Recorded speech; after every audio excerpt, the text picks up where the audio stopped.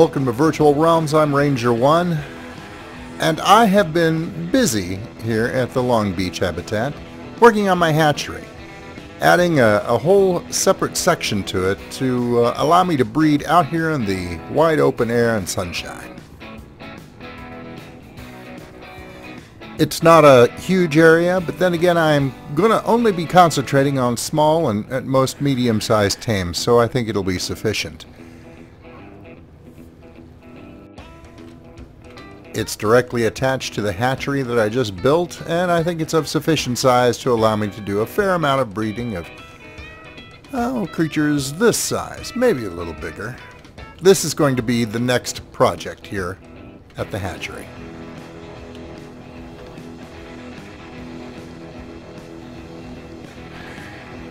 The beautiful and courageous Archaeopteryx.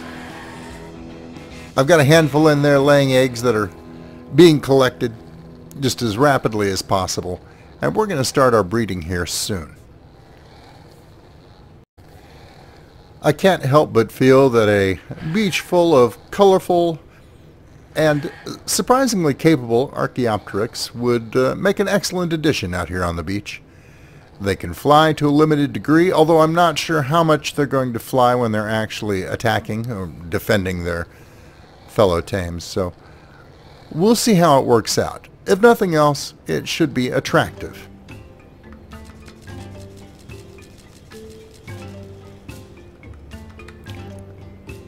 Interesting. It's going to be a little rough figuring out what's a mutation and what's not here at first, but we'll do our best.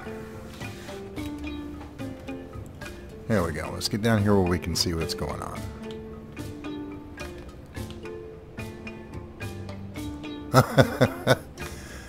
They just glide along. That's interesting. I'm not seeing anything that's jumping right out at me. Give me a second. I'm going to reference the wiki here and see what we've got going on. Well, as near as I can tell, we don't have any mutations this time around. It's not to be unexpected on the first batch. We'll see what turns up. Well, I decided that this was going to take a while. I've been through several cycles of eggs, and I figure I'm just going to show you a few of the more interesting mutations we get rather than waste a bunch of your time. And this is the first mutation that we've gotten. This lovely shade of drab green. So this may take longer than I thought. Okay, here's what we have to work with. Here's all the boys. We had a lot more boys come out of these batches. Quite a few. We've got some yellow, we've got some red, various shades of blue. Didn't get much in the way of feet mutations, or as they call them, skin mutations. There's a pretty green on the belly there. Some of them are a little questionable. We'll see what happens. And then here are the girls. Got some lavender feet there, which that helps. And I think that's the only foot mutation I have. My God, these things are loud. We've got some interesting white ones here too on the back and belly. So we'll see how those accents work. We'll go from there. So one mutation on each, and we're going to try for doubles and triples. And I'll let you know if we get anything interesting. Okay, folks, we are now pretty far into the mix and match period of this, getting multiple color combinations on various bodies. And this is what we have to work with. Girls over here, boys over here. And there's a fair amount of color over there, but there's quite a bit that's not as vibrant as I would like to. So I'm going to have to weed some of these out and start combining specific ones to see if I can get a full mutation. And I think with these guys, because some of their natural coloration is just so darn pretty anyway, I'm not going to be super picky if one or even maybe two of the 4 color areas on these things is a natural color, because a lot of those are gorgeous anyway. And I'm wanting to make the best possible color combinations. And we'll see how it turns out. Well, I'm right in the middle of collecting eggs for what will be our final set of mutations, and we've had a little visitor wander in here with a few of the last few young that I'm sorting through. Get rid of that so you can see. Just was born over there a few minutes ago and decided that they wanted to come see me instead of go be free. And I think that shows excellent taste.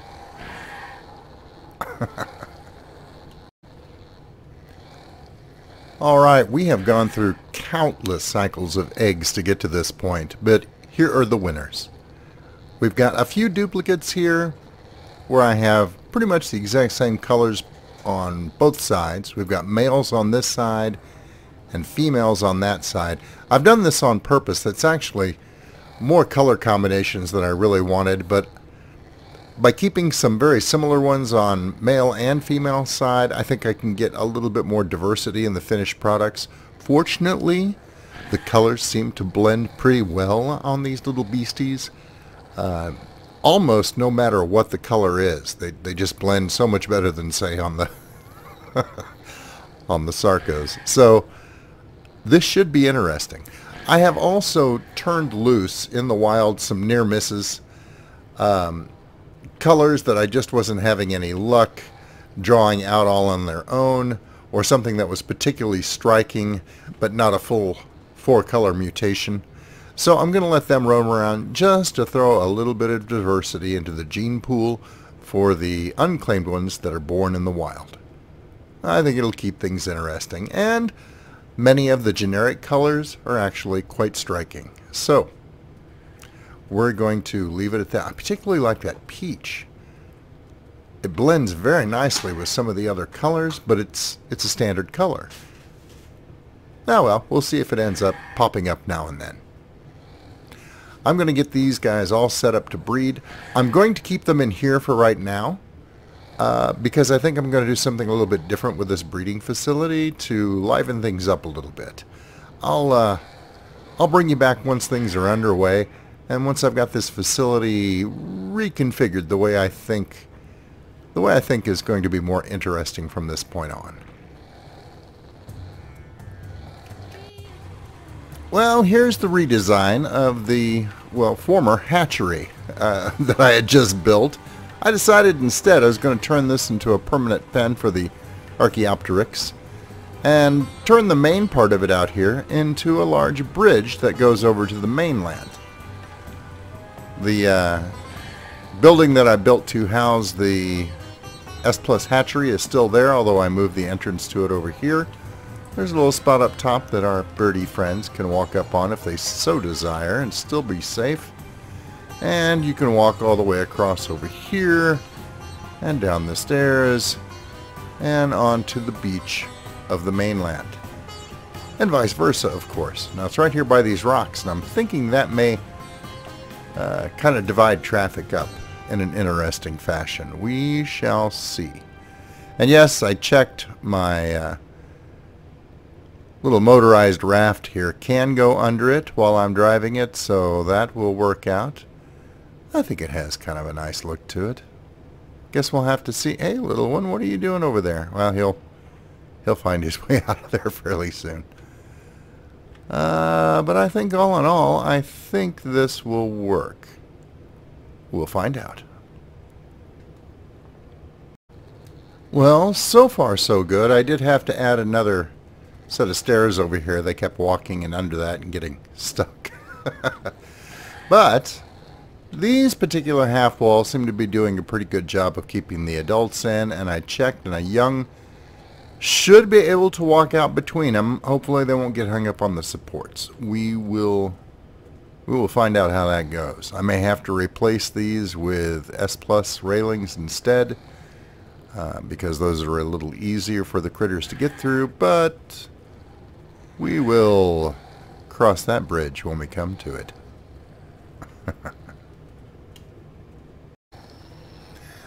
Alright, it's dawn, and we're about to see the first egg hatch and see if these walls are going to work for these baby chicks.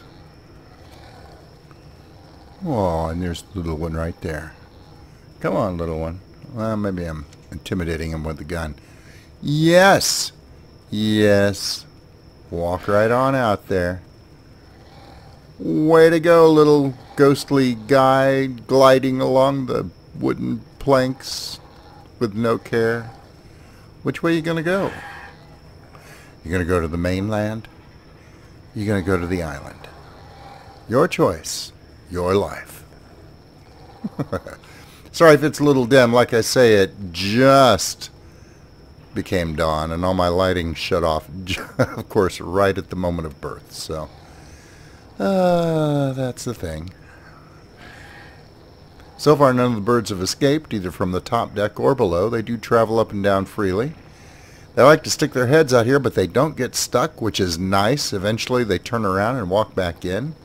But they group up there nicely so that there shouldn't be much, if any, delay between when they become ready to mate and when they actually do mate. So, yeah, I think that's going to work out okay. We'll have to have several more hatchings happen and make sure that there are no hidden problems, but so far it's looking pretty good. I don't think I'll have to replace those particular walls. Where are you going? Do you know? Do you know? I wonder at what age these guys start walking normally. Probably not until they're full adults. I'm sure that'll get fixed soon, but until they do, we'll just consider them to be too cool to walk normally. Because, you know, they're sporting all these fine colors. He's going to be a pretty one. Or she.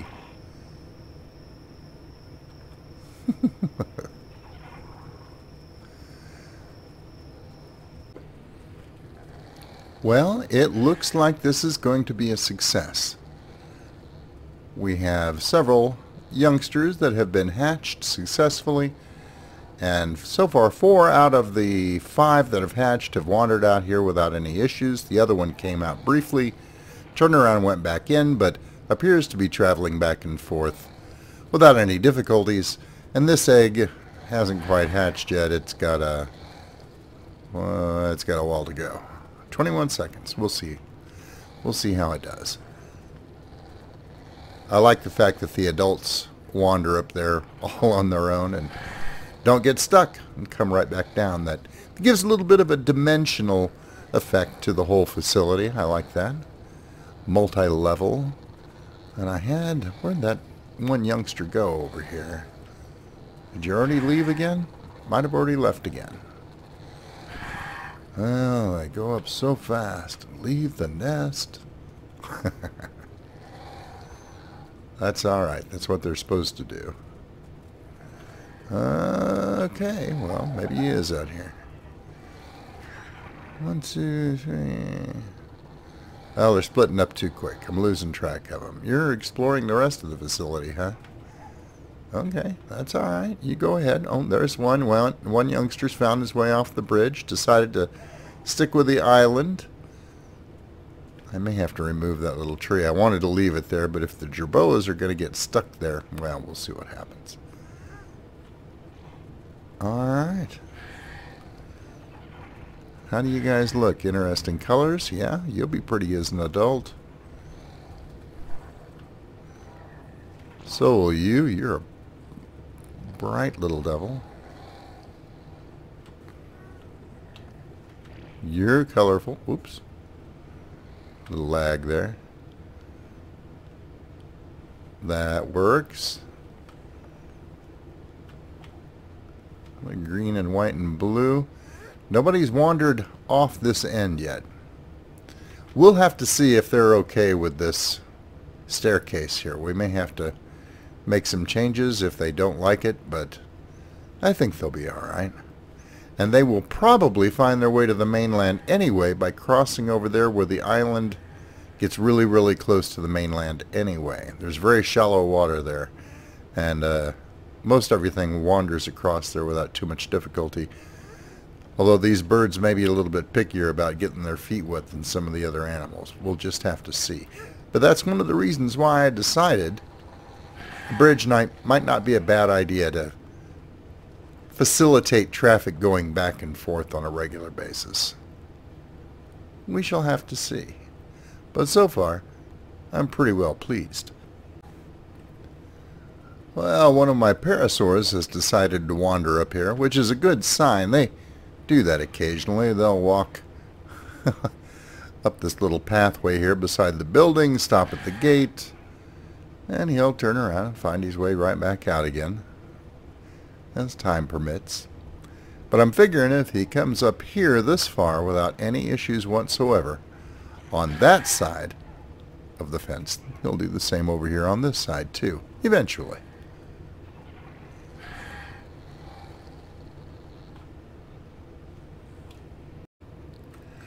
Well, this end of the bridge appears to be at least a partial success. I had to replace the S+ steps that I had over here. I wanted to use them because of the railings, but as soon as a youngster got over to the S+ stairs going down, it fell right through them. So I replaced them now, and we're going to see if this set of steps does any better. They seem to be able to go up and down them over there just fine, even as youngsters, so we'll see if they can do the same here. The question is, are they willing to? I guess we'll find out soon. Oh, and we have success. This little one just traveled the length of the bridge several times, as a matter of fact, apparently making up its mind, and then it walked right on down like it was nothing. So, we have a definite, viable connection back and forth that doesn't involve treading water over here. That's alright. That should get the island population moved over here a little bit more quickly than it normally does. As I mentioned before, there's almost a connection that they can travel across right here. It's extremely shallow, and the unclaimed of all types do wade across here fairly regularly, but they do turn back more often than they wade across. So hopefully that'll give another option for traffic to follow back and forth.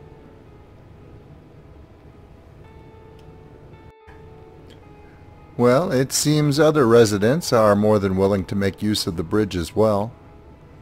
Although the parasaur hasn't come over yet, this Packy's been running the length of it back and forth, and I think it'd just take him a while to make up his mind to go all the way across. So, yeah.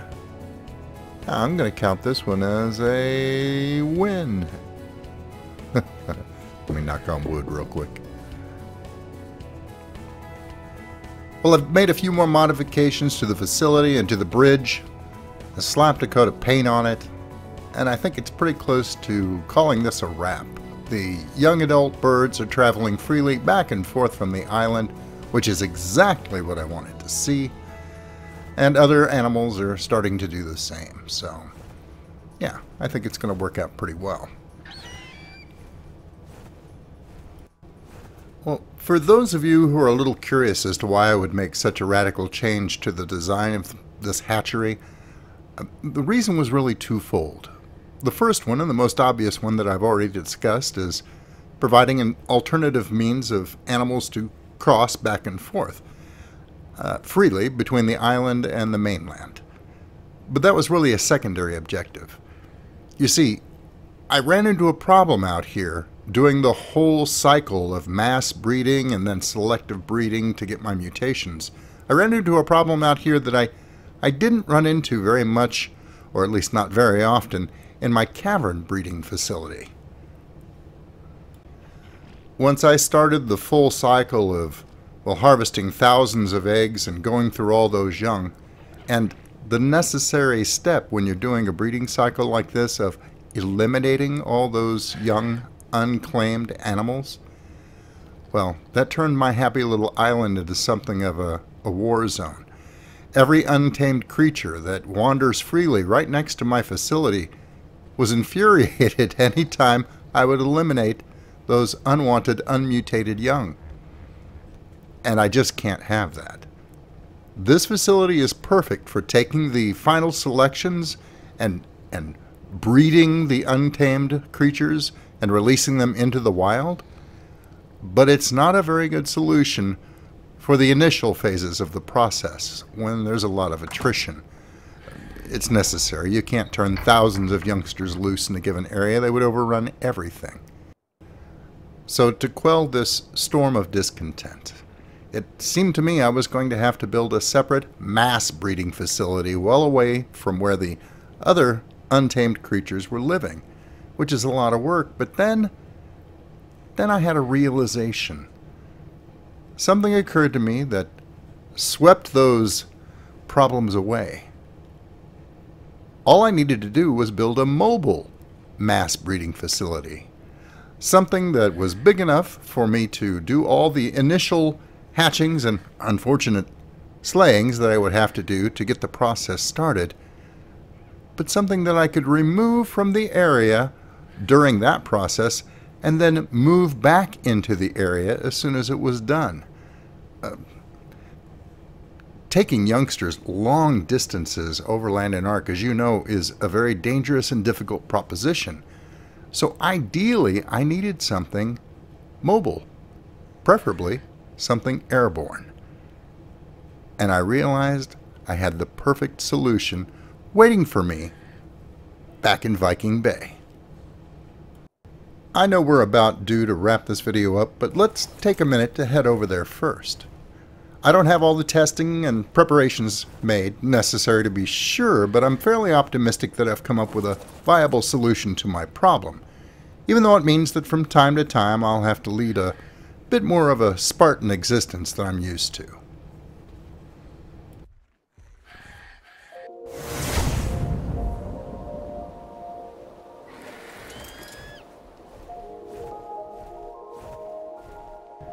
I have christened this modest little airship the Clementine. She's a relatively new addition to the SteamPunk mod, and I think she might just be big enough and powerful enough to serve as my mobile mass breeding facility. For the moment, I have her berthed in this natural gateway into Viking Bay, and though it's a little snug, it's almost as though the Clementine was destined to call this place her home port. I'm going to take a spin around her so you can get a good look.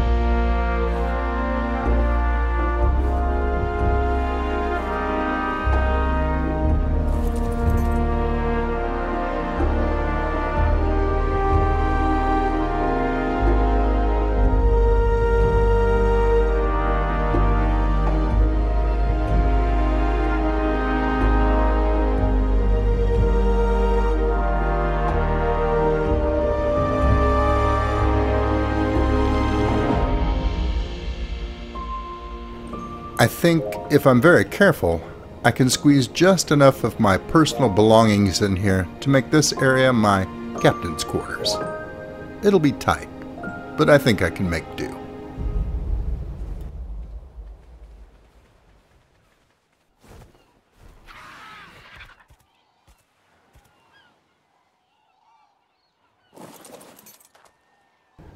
So that's the Clementine, and she'll be my new mobile base of operations while I create new habitats and build new automated hatching facilities to fill those habitats with interesting combinations of fully color-mutated animal life. If you think Clementine is up to the task, let me know by leaving a thumbs up on the video. And tell me in the comments below if my plan seems sound to you, or if you think it's just a flight of fancy. I'm always anxious to hear your thoughts. As always, a big thank you to all my subscribers, and, well, if you're just visiting, thanks for taking the time to stop by. We hope to see you again real soon.